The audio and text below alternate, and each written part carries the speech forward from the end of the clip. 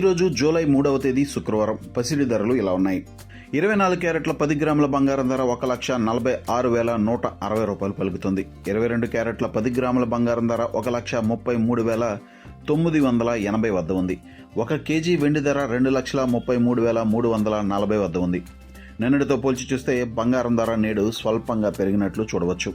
ముఖ్యంగా తులం బంగారం ధర దాదాపు 3,000 రూపాయల వరకు పెరిగింది. అదే సమయంలో వెండి ధర దాదాపు 5,000 రూపాయలు గత 2-3 రోజుల్లో పెరిగినట్లు గమనించవచ్చు. అంతర్జాతీయ మార్కెట్లో డాలర్ విలువ బలహీనపడిన కారణంగా బంగారం ధర పెరుగుతోంది. దీనికి తోడు ప్రస్తుతం అంతర్జాతీయ మార్కెట్లో క్రూడ్ ఆయిల్ ధరలు మళ్లీ తగ్గడం ప్రారంభించాయి. ప్రపంచవ్యాప్తంగా డాలర్లకు మళ్లీ డిమాండ్ తగ్గింది. ఫలితంగా డాలర్ విలువ తగ్గుతోంది. దీని ప్రభావం బంగారం పైన కూడా చూపుతుంది.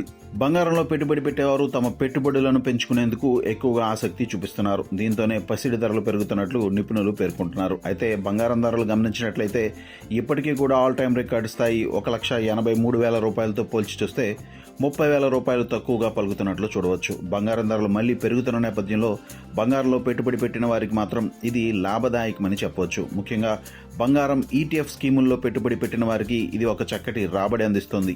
ఇటీవల కాలంలో గోల్డ్ ETF స్కీముల్లో పెట్టుబడి పెట్టేవారి సంఖ్య భారీగా పెరిగింది. బంగారం ధరలు పెరుగుతున్న నేపథ్యంలో బంగారు ఆభరణాలు కొనుగోలు చేయవచ్చా లేదా అనే సందేహం సామాన్యులకు కలిగే అవకాశం ఉంటుంది. అయితే ధరలు పెరుగుతున్న నేపథ్యంలో బంగారు ఆభరణాలు కొనుగోలు తగ్గే అవకాశం ఉందని కూడా నిపుణులు అంచనా వేస్తున్నారు. ఎందుకంటే మరికొన్ని రోజుల్లో ఆషాఢ మాసం ప్రారంభం కానుంది కనుక దేశవ్యాప్తంగా బంగారం కొనుగోలు తగ్గే అవకాశం ఉన్నట్లు అంచనా వేస్తున్నారు.